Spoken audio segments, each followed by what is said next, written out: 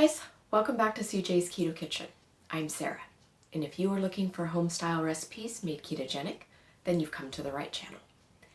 Happy holidays. We are going to be making something wonderful and delicious for Christmas morning, and it is going to be overnight French Toast Casserole, and it is low carb. So come along with me, and let's get started. Let's go outside, the snow is falling down and every child is having so much fun. The snowman is twice the size as me with a smile as quirky as mine. We're holding hands. So tonight we are going to be making Make Ahead Low Carb French Toast Casserole. So I am calling this Make Ahead because you need to let it sit in your refrigerator for at least 3 to 4 hours or overnight. And that is so that all of your custard can incorporate into your chunks of bread. It's also very convenient if you want something to make the night before and then just pop in your oven on Christmas morning, or any morning for that matter, because this is a very easy casserole. Let me show you how it's made. So this is not traditionally a low carb recipe, but I have made it low carb by using natural sweetener instead of sugar, and also by incorporating low carb bread instead of regular bread. Let me show you what you're going to need. So you are going to need a casserole dish about 9 by 13 inches or thereabouts. Mine is oval, so if you wanted to use a square dish or a rectangular dish, that would be just fine. I have about 20 ounces of cut up cubed low carb bread, and I have cut mine into about a 1-inch piece, and that's about an entire loaf of low carb bread, and you can use any brand that you like. I'm using the Extraordinary Bites bread that I find in the freezer at Walmart, but lots of brands are making low carb bread now. I do also suggest that you grease your casserole dish. It will make it easier for your French toast casserole to come out when you're ready.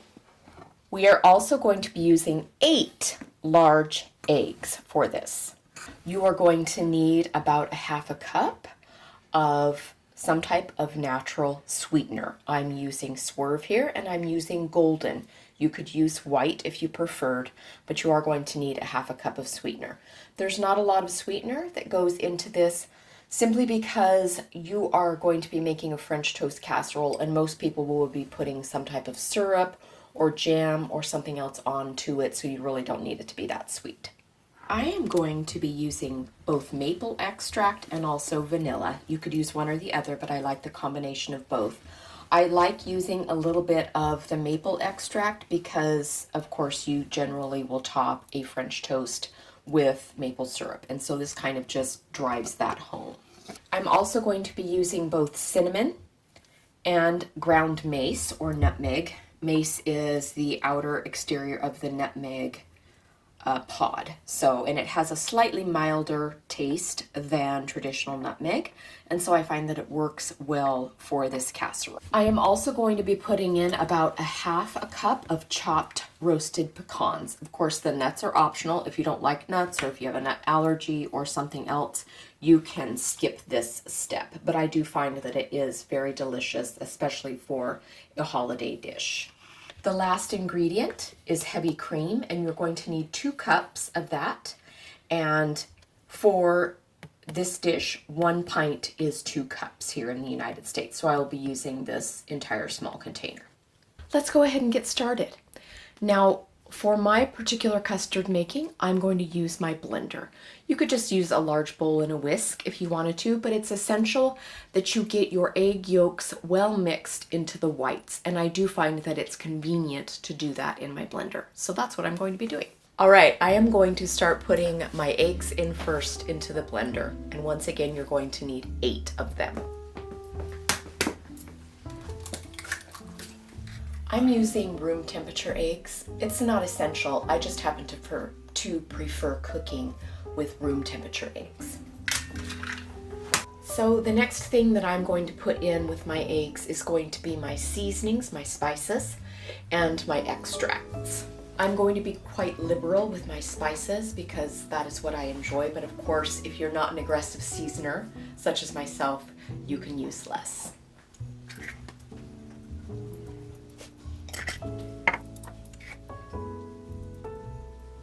couple of squirts of vanilla,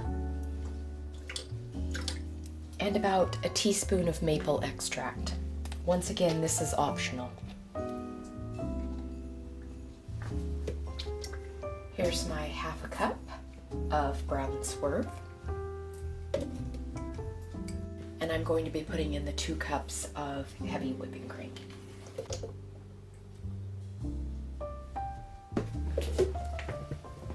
So I'm just going to blend this all together and make sure that our eggs are well incorporated into our cream. So basically what you are doing is you are creating the French toast step. If you've ever made French toast before, you usually combine these ingredients in a dish and you do each piece of bread individually. So this is similar in that you're going to create the same taste, but you're not slaving over the stove on Christmas morning making French toast for whoever you have in your family. It's going to all be done and ready to bake for you instead.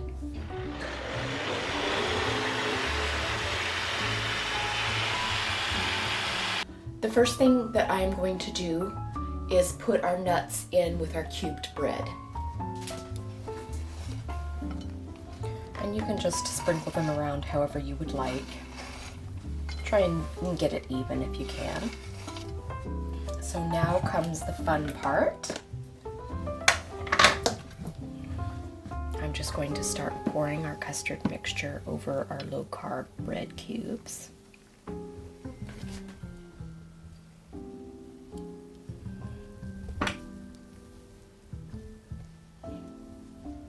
Okay, I have done about, a half of my custard mixture.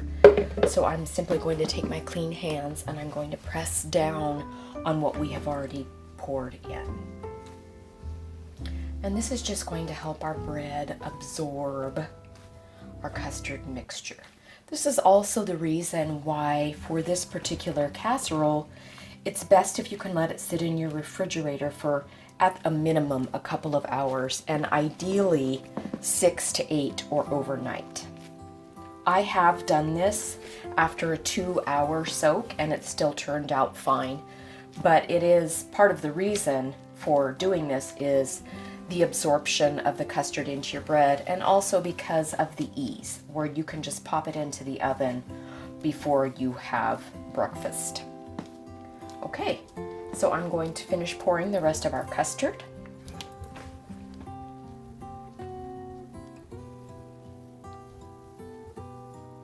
And I am going to, once again, push this into our bread.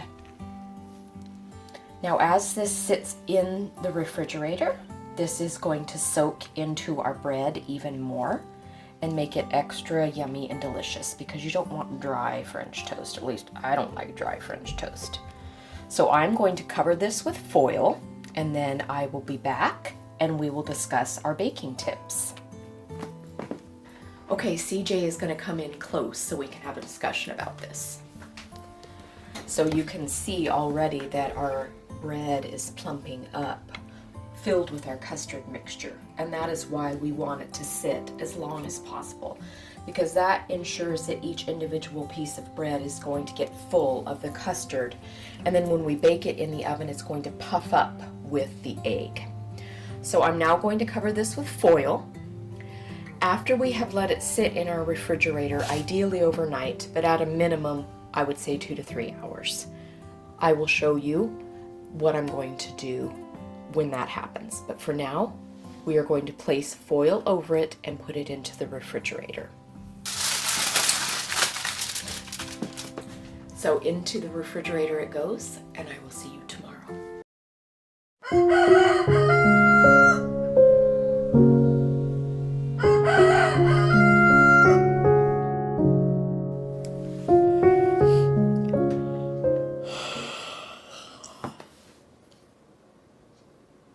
We're gonna do this.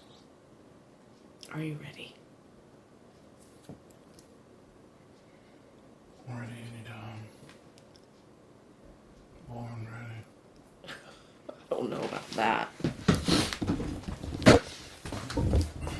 Make a video before you. Oh my gosh, yes, here we go. Your cinematography days at the middle school. It was actually elementary. Oh, It was elementary school, excuse me. Some people just said, no wonder they look so bad. No wonder these crappy videos look so bad. It's running. Okay, welcome back. It is the next day, and we are going to now put our French toast casserole into the oven. Let's take a look at what our overnight soak did. All right, look at that. Everything is all soaked in and puffed up. And so I am going to cover it back up with my foil, and it is going to go into our 350-degree oven. And I'm going to bake it first for about 20 minutes covered. And then we are going to uncover it and bake it for about 20 more minutes or until it's golden brown and puffy. Okay, into the oven, 20 minutes covered, 350.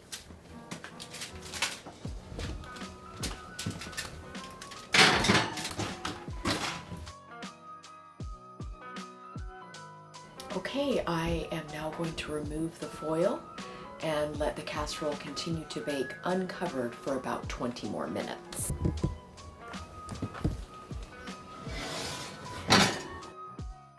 So I'm just checking for doneness in the center.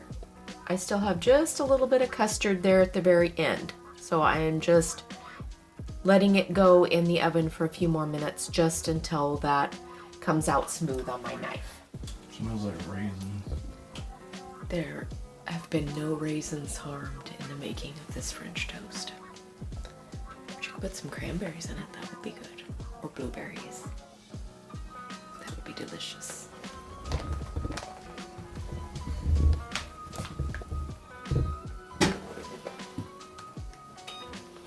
Okay, let's get this baby out. Oh my goodness, is this beautiful or what? Okay, so I'm going to give this a few minutes to cool off a little bit, and then I will cut it and serve CJ, and he can tell us what he thinks. Okay, there it is. Our beautiful French toast casserole. We're gonna have a taste test by my favorite elf, CJ. Hi. Hi. Happy holidays. Am I elf on the shelf? Yes. Yes, she moved around every night and disturbed things. Alright, this looks like a Christmas miracle.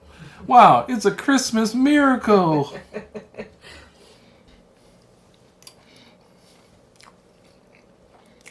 It's good.